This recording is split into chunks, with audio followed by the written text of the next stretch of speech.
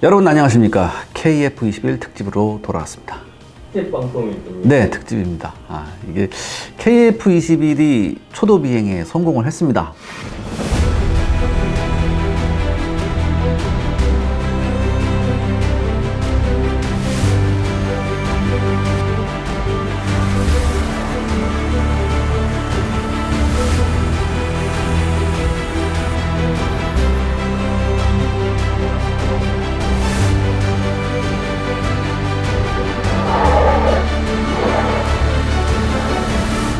이거 정말 엄청난 일이죠, 이게. 근데 이상하게 이거 초도 비행을 실시간 TV 생중계를 안 하더라고요. 예전 저 어렸을 때 제공호 때는 실시간으로 중계했었거든요. 제 기억이 있거든요. 제가 그거 보고 깜짝 놀란 기억이 있었는데, 굉장히 어렸을 때. 아주 어렸을 때요. 아주 어렸을 때. 이번엔 이상하게 안 하더라고요. 그래서 나중에서야 이렇게 했는데 조금 아쉬웠습니다. 아무튼 우리는 이로써 세계 8번째로 독자적으로 초음속 전투기를 생산하는 나라의 반열에 올랐습니다. 아직 초음속을 돌파한 건 아닌데 초음속 뭐 당연히 돌파하겠죠. 아무튼 우리는 굉장한 자부심을 가져도 됩니다. KF21이 초도 비행에 성공을 하니까 지금 초도 비행에만 굉장히 다 집중을 하고 있는데요. 사실 KF21은요, 그 탄생 과정에서 우여곡절이 엄청났습니다. 이 우여곡절을 엄청나게 심하게 겪은 기체예요. 2015년 말에 체계 개발이 시작되었기 때문에 대부분 사람들은 이때부터 KF21이 시작되었다고 기억을 하죠. 하지만 KF21은요, 체계 개발 전까지 무려 20년의 세월을 보낸 자칫 세상의 빛을 보지 못할 뻔한 기체였습니다. 그래서 오늘은 KF21 초도 비행 기념으로 그 험난했던 태동기의 비하인드를 한번 얘기해 보기로 하겠습니다.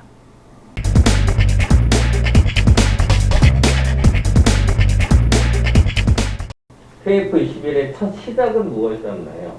네, KF21은 처음 시작이 KFX 사업이에요. 그래서 이 KFX 사업이라고 하면 보통 이제 2001년 3월 20일에 김대중 대통령이 공군사관학교에서 한 연설에서 그 출발 근거를 찾을 수 있어요. 그래서 뭐라고 했냐면은 이제 곧 차세대 전투기를 확보하게 되고 늦어도 2015년까지는 최신의 국산 전투기를 개발할 것, 이런 얘기를 했었습니다. 하지만 실제는요, 이보다 무려 10년 전인 1995년부터 우리 정부는 이른바 차차 세대 전투기 사업을 검토하고 있었습니다. 그러니까 한마디로 F-16을 대신할 후속 기종의 개발 및 생산 사업이었어요. 그래서 2015년 이후 공군에서 사용할 첨단 전투기를 개발하자, 이런 걸 이제 1995년부터 검토했던 거죠. 그리고 이 검토 배경을 보면요, 2000년대에 미국이 실전 배치할 예정인 F-22, 그리고 비슷한 시기에 유럽 국가들이 개발 중인 최첨단 전투기, 아마 이게 유로파이터예요. 그때 뭐 EFA라고 해서 유로파이터였는데, 이것도 이제 비슷한 시기에 2000년대 초반에 실전 배치될 예정이었거든요. 그러니까 우리나라도 동급의 성능을 갖춘 비행기를 개발 및 생산한다는 구상을 했습니다. 어떻게 보면 굉장히 좀 무모한 그런 구상이었죠. 하지만 그 포부는 좋았습니다. 근데 이러한 내용이 잘 알려지지 않았어요. 근데 사실 1995년 5월 1일자 국내 일간지 M사에서 보도한 기사에서 이 내용을 확인할 수 있었습니다. 이걸 읽어보면요, 현재 KF21 사업인 KFX 사업임이 분명합니다. 혹자는 이것이 이제 KFX가 아니라 FA50에 관한 언급이 아닐까라고 얘기하는데, 근데 5개월 후에 후속 기사가 나오거든요. 근데 이 후속 기사에서 뭐라고 했냐면은 경공격용으로 활용하는 KTX2와 주력 전투기를 개발하는 FX 사업이라고 확실히 구분해서 언급을 합니다. 그리고 몇 개월이 더 지나서 나온 96년 6월의 기사에서는요, KTX2 사업은 F5급 경전투기용으로 활용할 사업이고, 그러니까 한마디로 FA50이죠. 그 다음에 FX 사업은, 즉 KFX 사업은 F16의 후속 모델이며 독자적인 설계의 전투기라고 확실히 언급을 합니다. 95년이면 지금부터 한 8년 전인가요? 한 28년, 7, 8년 전 기사를 찾느라고 좀 고생을 했습니다.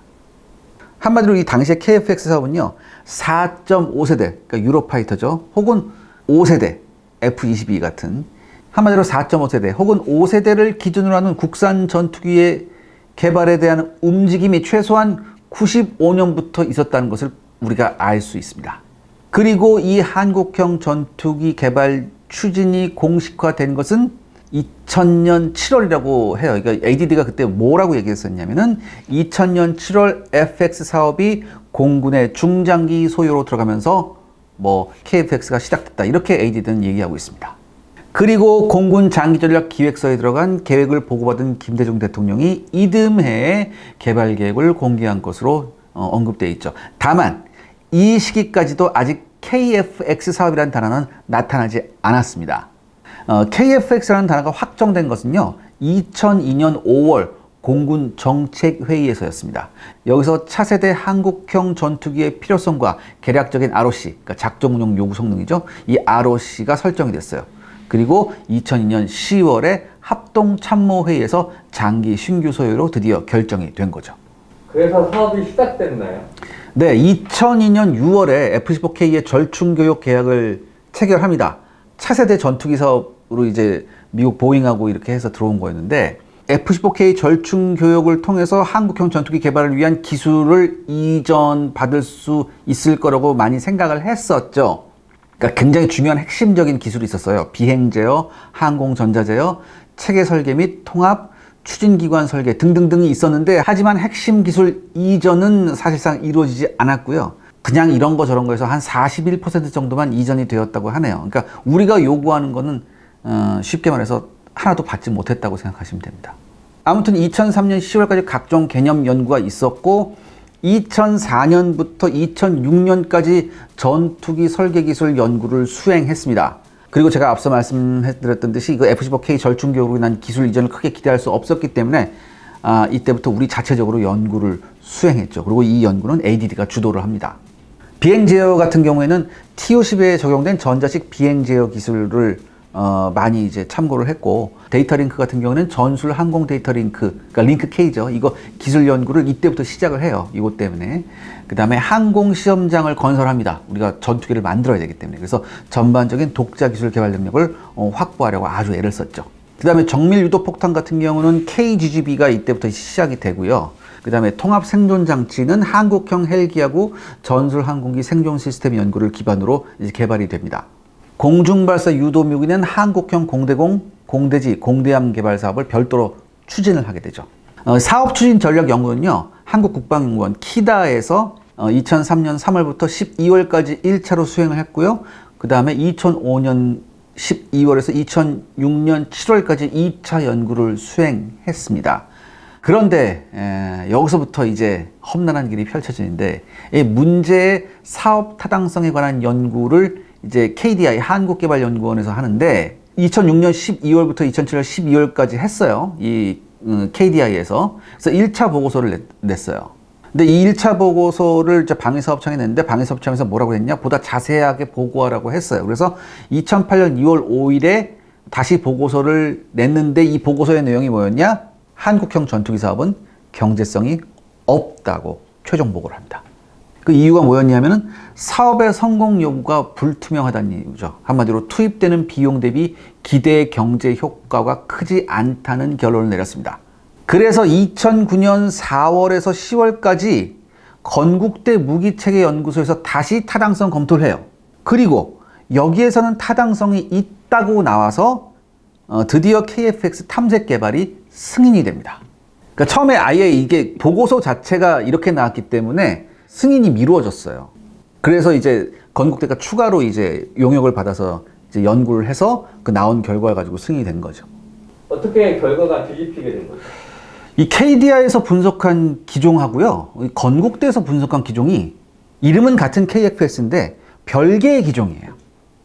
다음 표를 한번 참고해 보세요. 이게 보시면 이제 여러분 이제 쭉 뭐 이제 각 스펙에 대해서 나왔어요. 근데 여러분 지금 KDI에서 한 거하고 건국대에서 수행한 KFX 기종 보시면 스펙 차이가 꽤 많이 나요. 그러니까 엔진 추력만 갖고 나머지는 꽤 많은 차이가 납니다. 다시 말해서 표에서 보시다시피 같은 엔진에 비해서 KDI의 기체 크기와 날개 넓이, 그 다음에 동체 길이 등등이 건국대 기종에 비해서 현격하게 차이가 나는 것을 알 수 있습니다. 그러니까 여러분 표에 보시면 아시겠지만 실제로 KFX가 최초 시작될 무렵에는요, 이 기체 크기를, 그러니까 KFX가 F-16하고 F-35 중간이라고 언급을 했었어요. 처음에 실제 KFX가 시작될 무렵에는, 근데 KDI에서 검토될 무렵에는 KF-X가 어느 정도 크기로 됐냐? F16하고 F15 중간 정도로 변경이 돼요. 즉 KF-X 크기가 F35 이상이 돼버린 거죠. 그런데 건국대에서 검토할 무렵에는요, 다시 F35보다 작아집니다.